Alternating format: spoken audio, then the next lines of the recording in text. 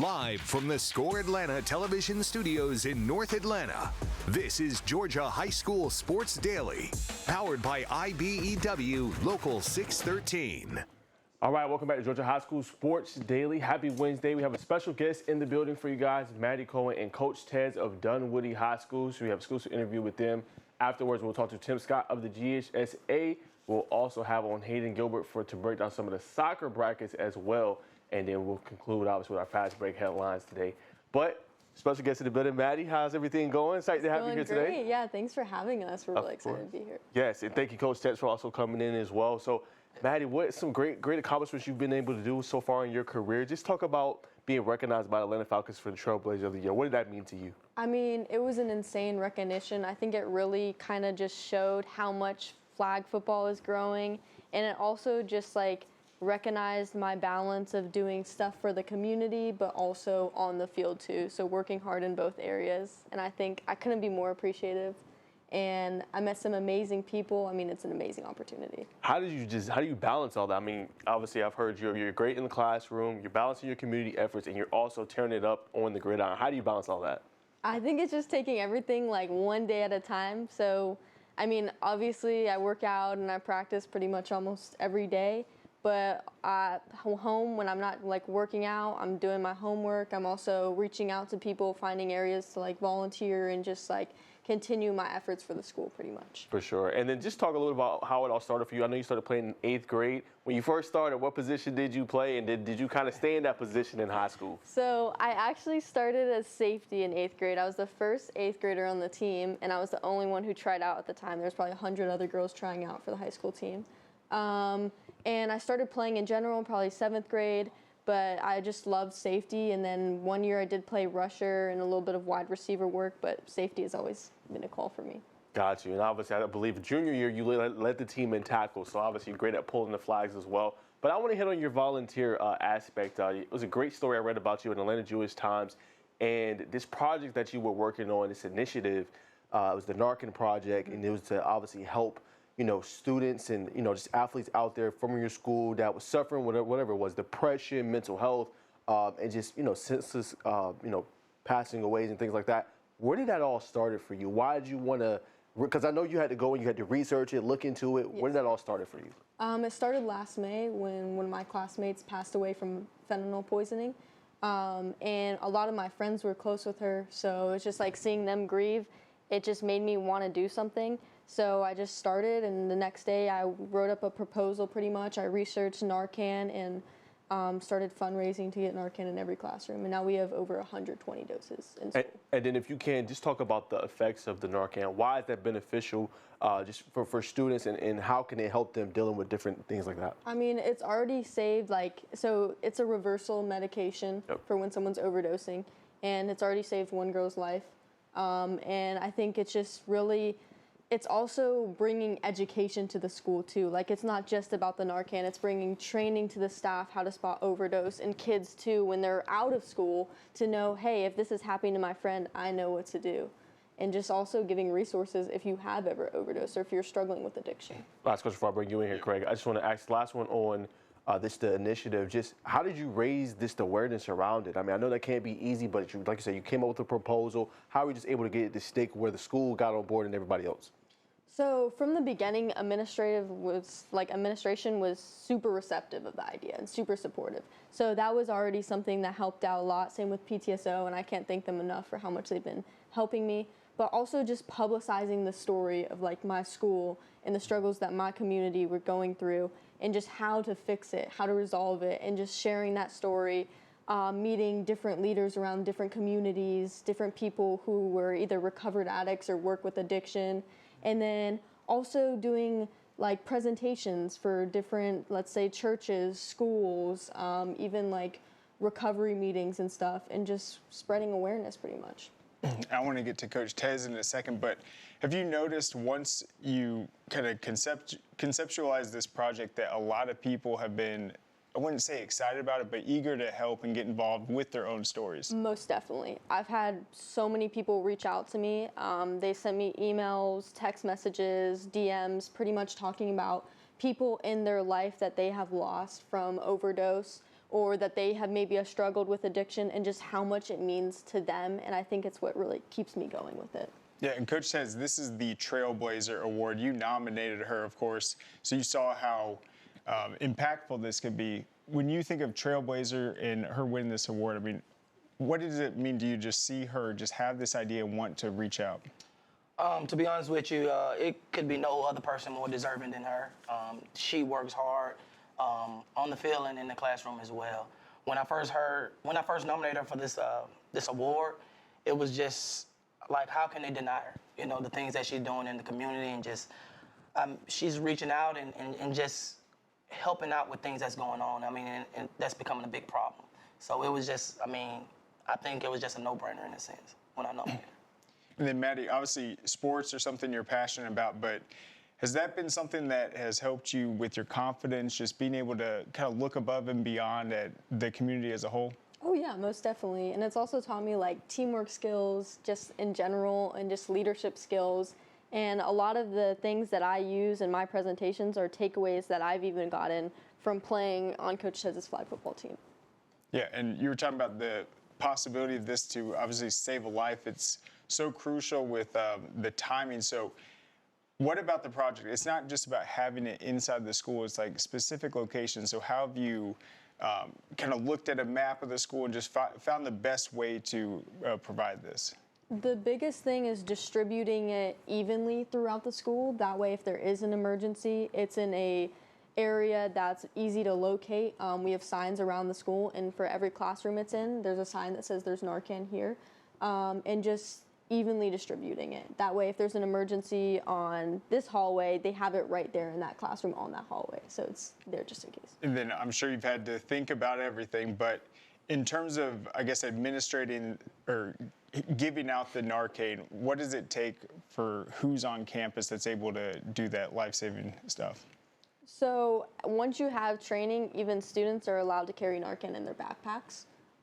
But it's mostly just staff members who are also supportive of the ideas. A lot of times I'll ask them before giving them the Narcan, like, hey, just making sure, like, are you okay with this? And it's kind of on them to say yes or no. And then I think it was mentioning buying this in bulk. So how did you approach it just from the economic standpoint when you're kind of putting out this proposal? So I called Narcan directly, and I called them. What they do is they send 12 packages or 12 boxes, which each have 2 dosages in it. And I called them from a school aspect, and because since we are a public school, we do get a discount on the bulk package. So that already cut out like economically. And then I did that times like pretty much just the number of classes we have to get the number of like how much we would need to raise.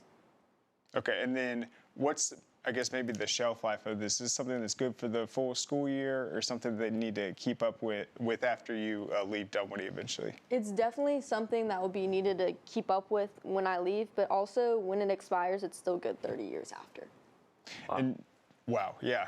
Yeah, so 30 years from now, maybe, yeah. That's pretty amazing. And then how has just the success of this early initiative maybe inspired you to look beyond, see maybe this can grow even more, or maybe other ventures you've been thinking about? I mean, it's for sure made me want to push it for other schools, and I've even talked to other students at other high schools. I've spoken at other high schools, and I think it's something I do want to get implemented in Georgia, but also not just statewide, nationwide. Because I think even having it in every AED station at every school is very crucial. And then, if you don't mind, I mean, can you share some of the stories of people that have reached out and just talked about just how this will be able to help impact?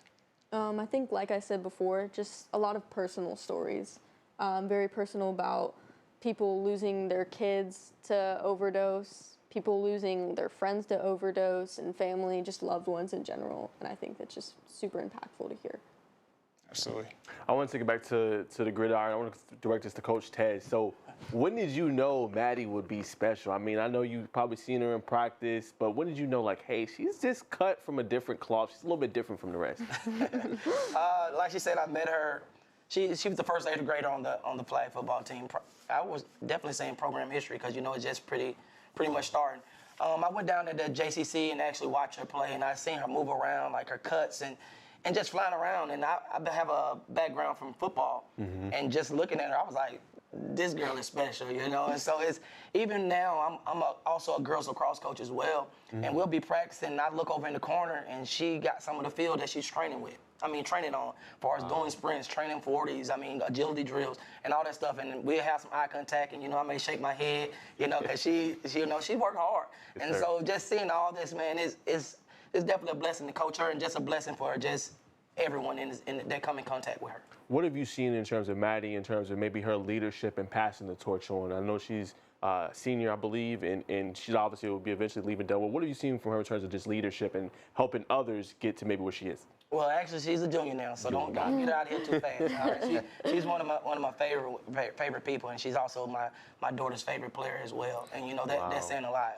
My daughter Carter is 9 years old, and if she could spend the day with anybody, it probably wouldn't even be Dad. It'd be her. So, but I just don't want to.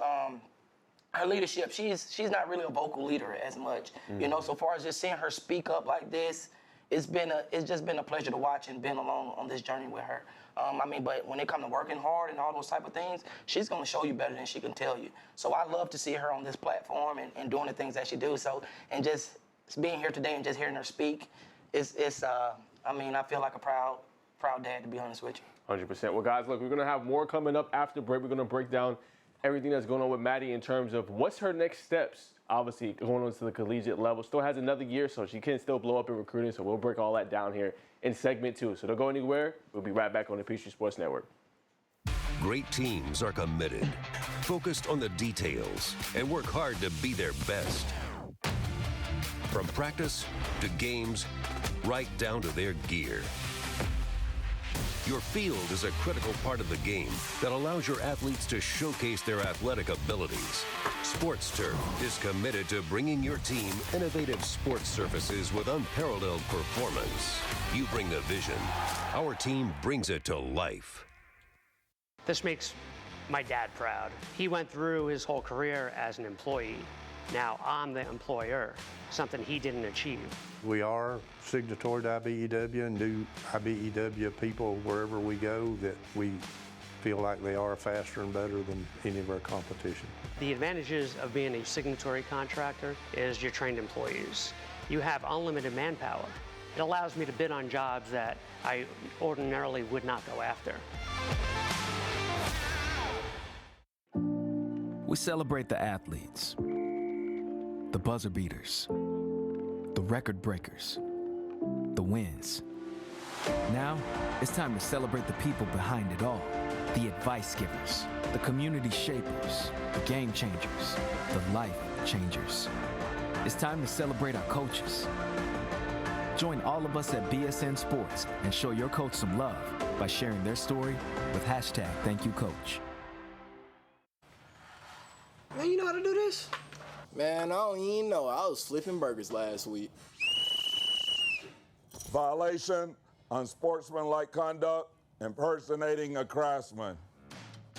Skilled trade unions are well-trained career pros, not part-timers. Construction is a rewarding and lucrative career with the advancement potential, but you have to do it the right way with the right training. Learn how you can be a pro. Find your career at GeorgiaConstructionCareers.com. Georgia High School Sports Daily is brought to you by the International Brotherhood of Electrical Workers, Local 613. Electrify your career. All right, welcome back to Georgia High School Sports Daily here with Maddie Coleman and Coach Tez. So I want to ask Coach Tez, as we get out of the break, just a little bit about the growth of flag football here, not just in the state of Georgia, but all around. It's going to be a U.S. Olympic sport in 2028. We got a big flag football clinic coming up this weekend. And also, GHSA added another division this year. So just what's your thoughts about the growth of the sport? To be honest with you, I didn't expect it to grow as fast as it has. I love it just because it's giving more girls opportunity to play on a different level and a different platform, and which they deserve. And the reason I just started coaching girls flag football and just girls in general is because, the opportunity. I'm a girl dad as well, So I love seeing it. And, with them adding another division, that means more opportunity, which is a great thing. And, with it going to the Olympics, it's going to be crazy, It's going to be crazy how fast it's growing. And that's showing. And myself personally, I think in the next 5 or 6 years, it's going to be on even the D1. Not just, it's on D1 as well, because Alabama State is the first D1 school to have it, but I say at a Georgia and Florida or whatever the case may be, SEC, because it's just growing so fast. And, you know, with Title IX and all those different type of things, it doesn't cost much either, because a lot of these schools are sponsored by different organizations, your Nike, your Reebok, Adidas, whatever the case may be, and they have fields. And so they can provide jerseys and things for them already. So, I mean, really, what's the holdup? It's a great point. And speaking of that, Maddie, you've obviously seen offers come in. You're up to 2, got one from Milligan University. So just how has that been, if you don't mind sharing just a little bit, like just the conversations you've had with coaches at the collegiate level about playing flag football potentially? I mean, it's insane. Like, it's just like, to think about it, because this is something that I've always loved playing football since I was younger, and I tell the coaches the same. And the coaches are all that I've talked to, they're all extremely passionate about girls flag football. And most of them have coached for boys flag football, or boys football in general, but they're like extremely excited. And I love to hear it. I love to hear the passion for it. 100%. And then I do want to ask you a little bit. I don't know if you've seen this either, Coach, but I seen a viral clip. Maybe you've seen it, but it was a girl that plays flag football, but her footwork. I'm sure you've seen it, Coach. Yeah. Just, Maddie, what's your thoughts? I mean, I think we're going to see more of that going forward. Maybe highlight reel interceptions you'll have, or we'll see highlight reel plays from other players. Just what's your thoughts on just the growth and the social media aspect of it to kind of help blow you guys up even more? I think it's amazing. I think it's very crucial and ideal.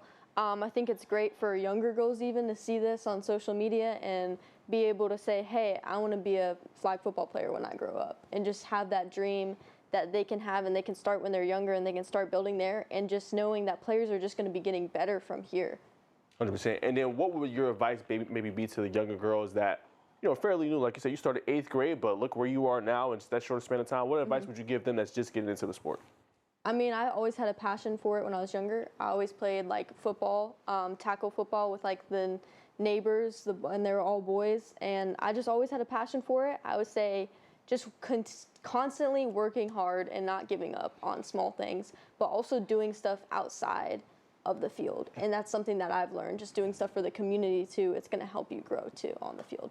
What's just your thoughts? I know Coach was mentioning, and you mentioned too, you're doing like agility drills, a lot of training. In terms of, you just said doing stuff off the field, what are some things maybe girls can do to kind of perfect their craft, what you think?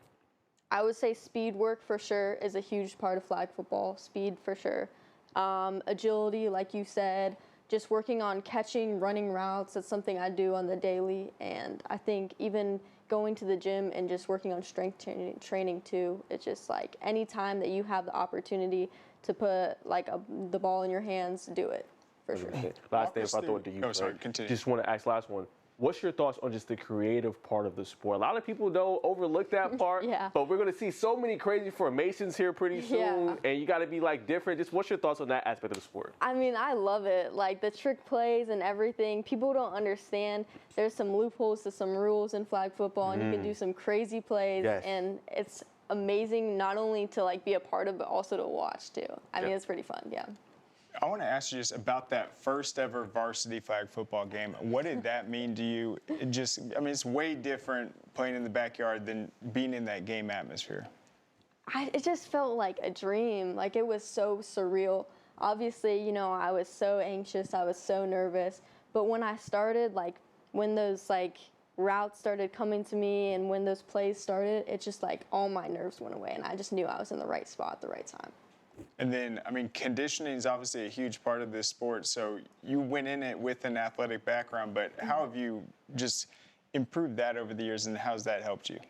So I work out personally with a coach on Wednesdays and on weekends, and then I also do a travel league too.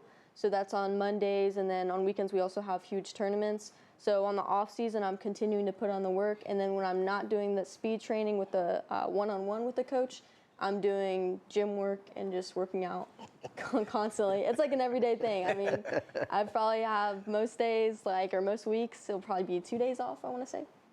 And I want to get back real quick to just the awards dinner. Talk a little bit about what that was like, and then what it means to see the Falcons not only supporting flag football at such a high level, but being able to recognize you for this Trailblazer Award. It just made, I don't stop to think about the stuff I've done really a lot. And it really gave me that time to think wow, I'm actually putting in the work. I'm actually putting in the effort in my community and on the field.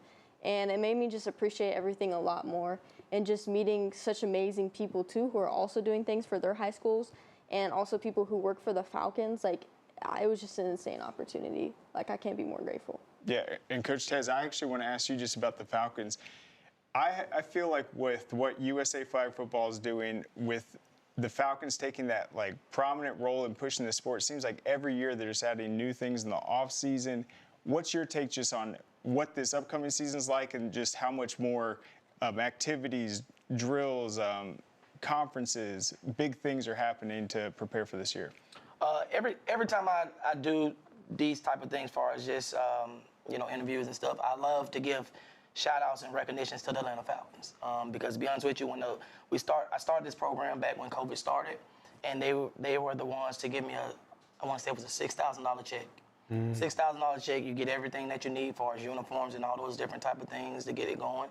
And ever since then, Amanda over in the CR team and Bryce, I can call them, and they've been very helpful for us getting anything I need. So I love to get them like a big recognition on those things. But a lot of people are coming to Atlanta when they're starting flag football. It's like the hub. Probably 4 years ago, I was on a conference call with the Buffalo Bills. They was calling down to Atlanta to see how things are going right now and how to grow the sport. And USA Football as well. I mean, everybody is trying to get their hands in, but I think when it comes to all said and done, I think the Atlanta Falcons put the groundwork in to give these girls an opportunity and recognize these girls on a higher platform. Certainly, yeah. I really feel like people will be giving them a lot of credit. Talk about an upcoming clinic and what it's like to kind of coach not only your own girls, but just other girls that are interested in the sport, just the community that's growing with flag football. As far as with the clinics and stuff, it's a great thing, just seeing different type of girls, just do different things, I mean, just the wiggle as far as, moving around, the hands, and sometimes you're like, man, I wish I had some of these girls, but also you're grateful for what you have as well. So just having these different clinics and just seeing these girls and put on different things, I mean, I love doing it because this is something that I love seeing the girls do. I mean, it's just amazing, as far as them giving them clinics to better their skills, and, if they could take some away. I was at a USA football clinic last week, and I was coaching the middle school girls, and they was like, you're the best coach I ever had. So that I took something from them as well, I mean, I only had them for maybe 2 or 3 hours, but they were very grateful for the things that I could teach them and stuff. So, I mean, if we can just continue to grow this game and continue to support these young ladies, I think sky's the limit. And then, Coach, put us on some game in next year. Obviously, I know I don't know if you guys have had your tryouts yet. I know obviously Maddie will be on the team, but who should we watch out for next year for the Dunwoody Lady Wildcats? Well, she on the team. We ain't had trials yet. She ain't on the team yet. As far as I mean, we got some good girls. As far as we got Cashmere, she's our center. Yes, sir. We got 2 young quarterbacks coming in, Brooklyn and Christina Kahn. We got Virginia Cook at receiver. I think this is going to be a great year for us. I mean, we're pretty young, and a lot of these girls have started with us early. And then, of course, we got Maddie. I mean, so I think more is going to be some younger girls on the scene as far as the 9th, 10th graders that's coming up. But, I mean, I think we got a good chance to compete with a lot of people. I mean, even more. For sure. As we close, Coach, just how can people support this Dunwoody Wildcat program and flag football and everything like that? Well, as far as just supporting the program, we'll love if you come out. We also have a Instagram, Dunwoody_flag_football. As far as with Instagram, they can definitely support us and follow us along that way. But I mean, just reach out to the flag football community. Anything, if you got a game in your high school that has it in your local area, go out and support. I mean, and get your girls. If your younger girls, get them involved early, because at the end of the day, we're pioneers of this sport, and if you don't jump on now, you're gonna miss out. 100%. Well, Coach Tez, Maddie, thank you guys so much for coming into the studio, sharing your great story about Dunwoody. Make sure you guys go support them on Instagram and all the great things they're doing in the flag football community. Can't thank the Atlanta Falcons enough. As we conclude this segment, coming up after the break, we'll have an exclusive interview with Tim Scott of the GHSA.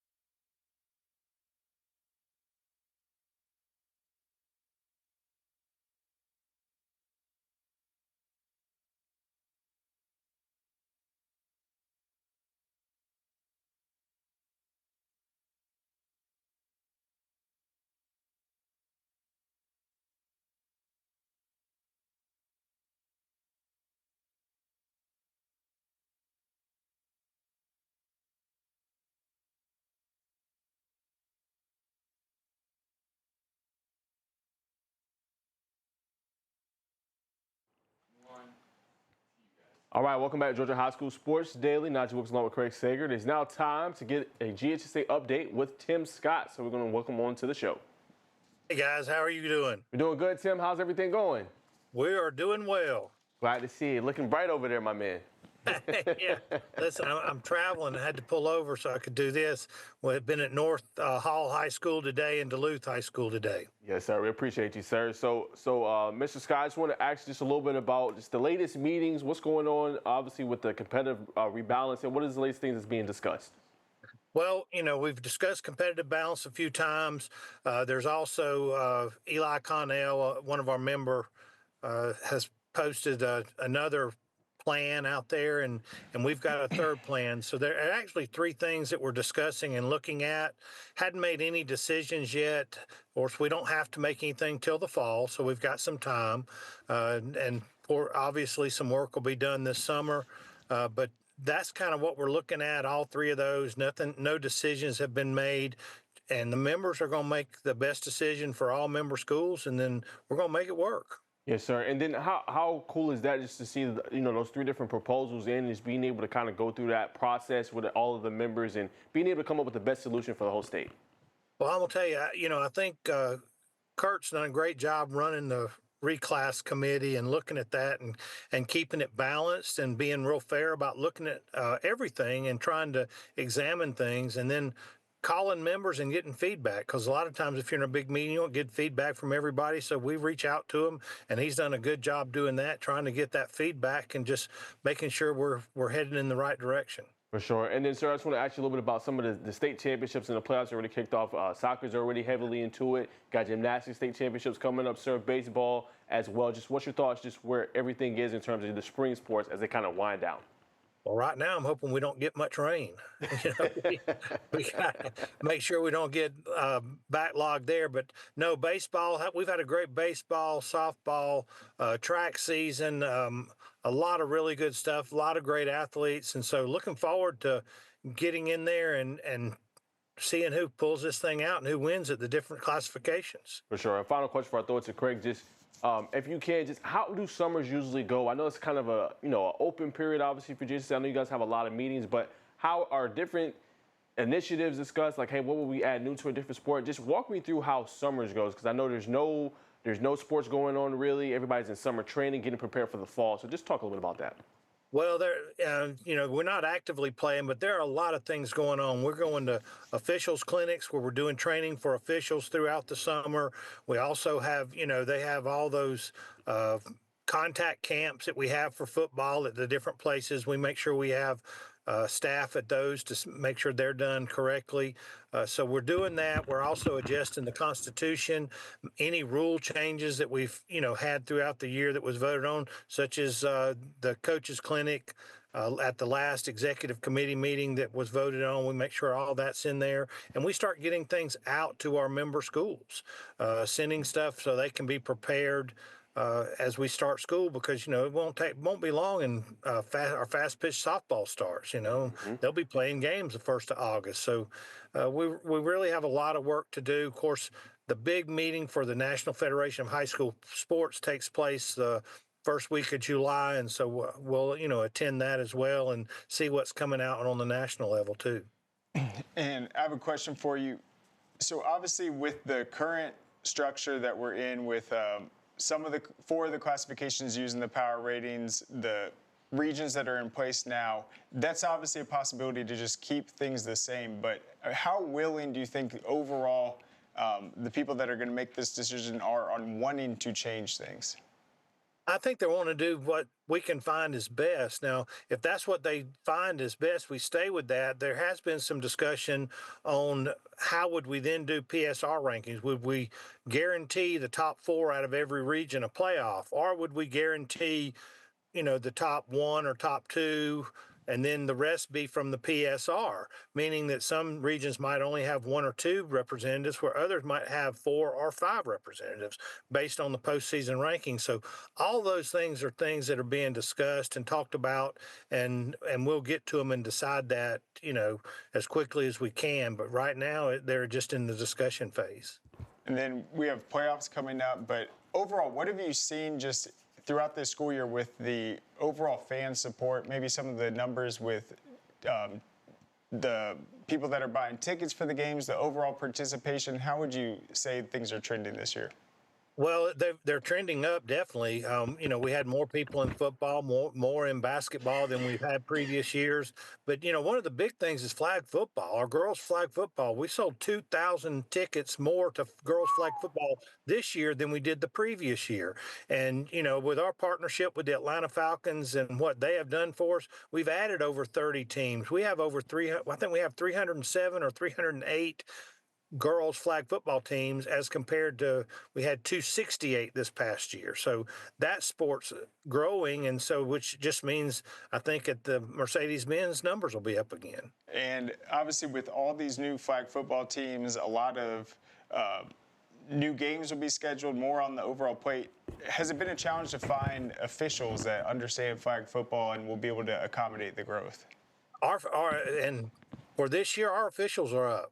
So we're up probably about 700 officials overall. And when I say officials, I'm talking about everything, lacrosse, basketball. So officials numbers are up for us too. So hopefully that trend will continue. And then I feel like spring, every single season's busy, but man, we get into it now where it's going to all be the playoffs at the same time. Things will be pretty crazy. You got tennis, you got lacrosse, soccer, baseball. What is spring like, in your opinion?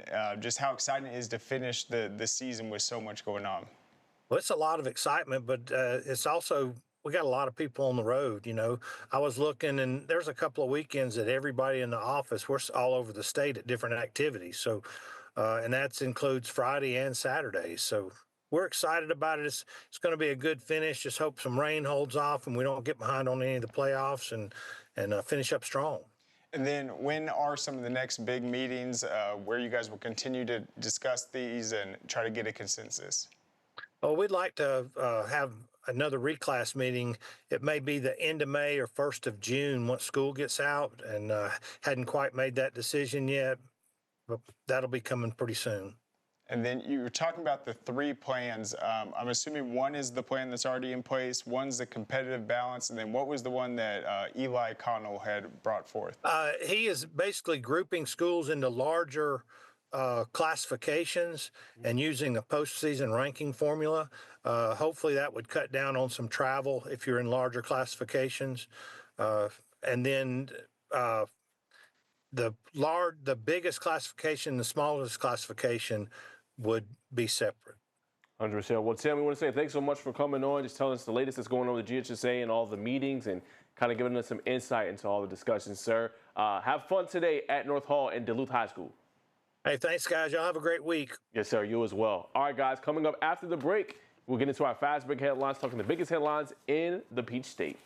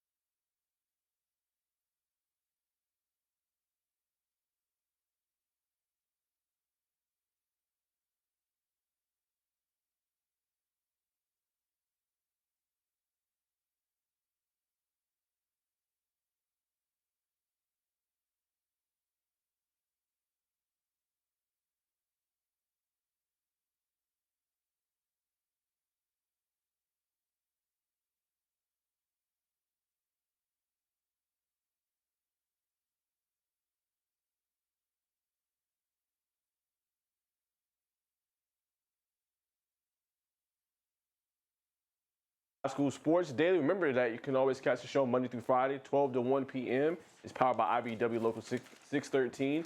Remember, you can catch the show on the YouTube TV via YouTube TV on the Peachtree Sports Network, Atlanta News First app, and also on the CBS Sports local streaming app, Zine. Craig, we've got a lot of headlines to get into. I know usually we have a quick discussion, but we're going to go ahead and fire it up, get right into it. I'll start us off. Johnson in Gainesville, head coach W.W. Harrell officially steps down. Craig, a big move there. Johnson Gainesville, they joined a short list of teams looking for a head coach after William Harrell announced Monday that he'll be stepping down at the end of the school year as their head coach. He went 4-45 over the course of his career there, with all those wins coming in the 2023 season. His tenure was bookended by tough years. The 2020 season saw the Knights go 0-10, being outscored 17-434 in 6 games. The 2024 season was very similar, with the team going 0-10, shut out 5 times, and outscored 40-600. The highlight of Harrell's time at Johnson was the 2023 season, when the team went 4-6. They won their first game since 2019 season, breaking a 34-game losing streak, the longest in Hall County history, beating the previous record also held by the Knights by 10 games. Full story is on ScoreTale.com. Hayden wrote this one up. Shout out to Hayden for this news. Yep, we'll see who is able to step over. But yeah, that was a program hadn't won in multiple seasons. They had some positive results recently, and obviously just playing some really tough competition up in their region. But that will be one of the new coaching hires we will be tracking. Yes, sir. All right, guys, next headline. Milton guard Jaden Cole, he officially committed to Mercer. He accomplished over 1,000 career points during his high school tenure with the Eagles, who's one of the better teams that we have in the state. First team All-Region as a junior and a senior, had one of his best games this past season in the Hawks Naismith Classic in December against Norcross Blue Devils during the senior year. He finished with 23 points and knocked down 7 3-pointers, showcasing his elite ability as a marksman.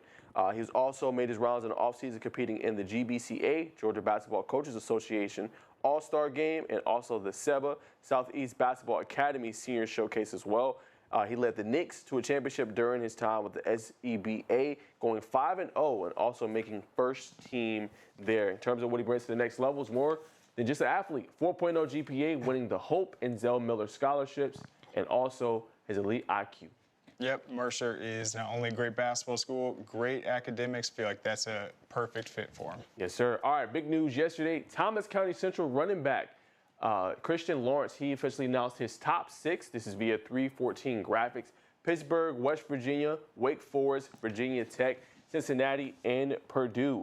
Lawrence put together a productive season for the Yellow Jackets, rushing for 1,315 yards and 16 touchdowns. Had several impressive stretches during the season. We finished with over 100-plus yards rushing. He had one of his best games against out-of-state Florida State High School down in Florida. So shout out to Christian Lawrence. Coming back for senior year, he's down to his top 6. All right, last headline before I throw it to Craig. We just want to talk just a little bit about what happened at the Corky Kell luncheon. Obviously, some major coaches were there. Craig Rome was in the building there. We're also seeing South Paulding, Dunwoody new coach Matthew Schmitz. We've seen LaGrange head coach and their AD also in attendance, Thurl, Frederick Douglass. Just what was your thoughts, Craig, on the luncheon? Well, one, I just really like the matchups this year. I feel like we've tried to make it more inclusive, bringing in programs from that typically haven't played in the Corky Kell before. I think just having this many classifications represented, some of the big premier matchups, it's just, to me, the Corky Kell is so great because it gives you such a just priceless look into the best teams in the state, to just follow them throughout the entire year. I'm excited. It seems like the coaches were in a very good mood. They're ready for football. Yeah, I mean, like you said, the coaches seem like they're in a good mood, ready for football. I like to, like you said, just the new teams over the past few seasons coming in. We get to see, obviously, St. Pius, seen them up close and personal last year, played really well against Southwest DeKalb. They're going to play Dunwoody, great opener, I think. And I think the matchups this year, respectfully, I think they're better. I think Saturday is going to be a really good day. Brookwood going against Houston County. Walton obviously having a top-tier matchup as well. Douglas County going up against North Gwinnett. I mean, the matchups are all off the charts in my opinion. And then Wednesday night and Thursday night as well, in addition to Friday with Creekside and Rome. So I think the matchups are going to really hit this year. Yeah, and the other thing about being at that luncheon, you just see how much goes into the event. Good point. The coaches, this is the first game of the season. They're worried about getting everyone just dialed in on the sideline, making sure people are in the game when they're supposed to be, but also there's just a lot that goes into it with the ticket sales, just making sure it's a first-class event. I know the coaches always put that extra work in to be able to elevate it, and I think it's just very exciting. Everyone's on board, and I think this is going to be a big year for Corky Kell and Dave Hunter. And then last comment for I thought you, Craig, for the next headline. I think, too, the Corky Kell, it always goes underrated. But think about, Craig, just the kids that end up blowing up from the event. When I say that, just kids that star in this event end up seeing more recruiting. I think the most recent examples I can think of, just guys like Jaden George, Braden Rouse, obviously four-star prospect. You know, so many, Jeremy Haglinski, when I first seen him with Walton when I was young, Oscar Delp, like so many guys emerge from this, end up being, you know, stars in the sport. I think is great too. Yep. Absolutely. It will be a lot of fun and just some of the exciting things before the game. Yes. Maybe, I don't want to spoil it yet, but it's going to be big time. For sure. All right, headline number 5, West Hall hires Najee Lyon as the next head football coach. West Hall has found its new head coach. AD Trevor Cotrette has hired Najee Lyon as the program's 9th head coach, pending on the approval by the Hall County Board of Education. Lyon takes over for Crofton Montgomery, who stepped down earlier this month as head coach. The Spartans were 4-6 last season. All right, we got headline 6. The Campbell girls tennis sweep Newton in the opening round. The tennis state playoffs had to conclude the first round matches by the 24th. The second round will conclude by April 29th. But in this win, they swept Newton 3-0 in the opening round of the Class 6A state playoffs on Monday. Alyssa Scott won 6-1 and 6-0 in singles play, while both doubles teams were victorious for Campbell. The team of Lola King-Stevens and Lainey Burchell won 6-4, 6-0, while Amy Hartwitz and Sophie Henry won 6-1, 6-0. Next, the Spartans will travel to West Forsyth in the second round, and they will have until April 29th for that matchup. All right, headline number 7, a great result over the weekend in lacrosse. The Lassiter girls defeat Walton in a 13-12 double overtime thriller. Lassiter grew its win streak to 7 straight and remained a perfect 8-0 at home for Walton. The team started out the season 14-0, but has now lost 2 straight. They ended up losing to a great Johns Creek team afterwards, and now they have a matchup tonight against Milton. In this game, Walton was actually up 12-10 with about 3.5 minutes left in the game. Lacey Sherholtz, she's Lassiter's leading scorer. We talked about her last week, an East Carolina commit. She had 7 goals in this matchup, including 2 in that final 3.5 to force overtime at 12-0. In the first overtime, both teams were kind of controlling possession.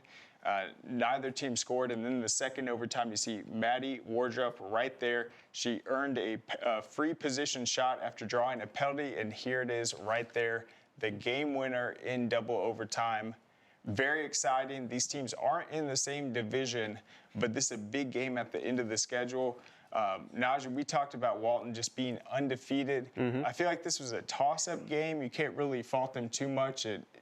Lassiter, they're at home. They get the great goal by Maddie to win, the heroics by Lacey late. But what do you think of both these teams just playing in a game that clearly had that playoff atmosphere? Yeah, I love it. I mean, you get an early look, 2 really, really good opponents, I think, in my opinion. Lassiter is, I believe, number 2, right behind Milton in Division II ranks, and they went toe-to-toe. Yes, Walton lost the game, but they lost by a game-winning goal. So I think Walton's going to be fine. They lost to Johns Creek. Johns Creek's another really stellar team, and they close out with Milton. That's a tough way to close out your schedule, but I think that's going to prepare them for the run they want to make in the postseason, Craig. When you play those top 3 opponents like that, you get to see where your team is, and they going toe-to-toe with some of the top teams in the state. And I think for Lassiter, they got a shot. We look at Lacey Sherholtz. You look at the way they can score at a high end and how they attack. I think they're going to be a team to watch that could make some noise. Certainly, yeah. She had 7 goals. Maddie had 3, so 10 of the 13 in that one, and obviously closing out over the double overtime. You saw the defense too in that first one to keep things and just wait for that opportunity. It's a big win, and obviously the lacrosse playoffs are starting up. You can go to scoreatl.com for the latest rankings as well. There you have it. And as you guys know, this is the last week of the regular season, and playoffs will commence next week. All right, guys, coming up after the break, we'll have Hayden Gilbert on to talk about some of the soccer brackets and what happened in the first round. So don't touch that dial. Come right back here on the Peachtree Sports Network.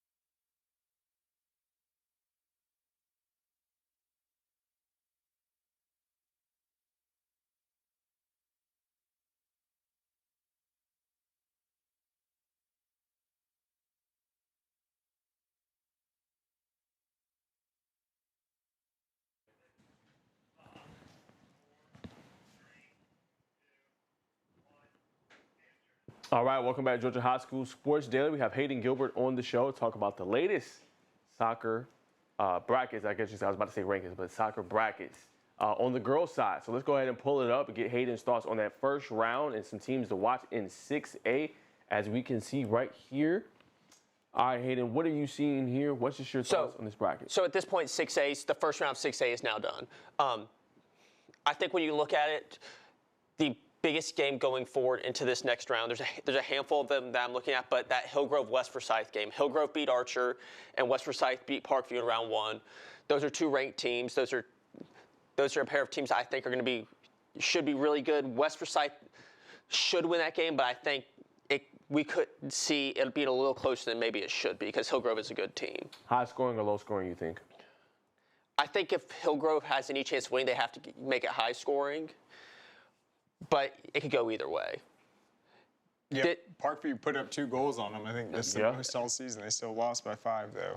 Well, and Parkview is traditionally a good program. They're having a bit of a down year, but still 2 goals on West Forsyth so far this year is just great. All right, let's go to 5A. Let's break it down, Hayden, as we pull this up here. Okay, what's the latest that happened in the first round? How was second round shaking up? So I believe there's one first round game still left to be played. That's Loganville and Veterans. That game isn't, at least it's not on the bracket yet on the GHSO website. The big game in round 2 is going to be Pope versus McIntosh. I have both those teams in my rankings, in my final rankings, as top 4 teams. That's going to be a really good matchup. Those are 2 teams that both could win a state title. That could go either way. Pope has beaten some of the best teams in the state, including the only team that's beaten West Forsyth. While McIntosh is traditionally a really good program, has beaten teams like Greenbrier in this classification already. Who do you like on the other side of that bracket? You mentioned Pope on the right side, but there's some big teams over there. The other side is tough. So Pope's region mate, Laster, is a really good program. They were just stuck in a region with Laster for the 2nd year in a row, but they've been really good this year. Additionally, teams like Greenbrier and Northgate are gonna make runs. It's gonna be really hard to beat them, but I think Laster's the favorite to come out of that side. There you have it. All right, let's go to 4A really quick, see what's going on there with the bracket.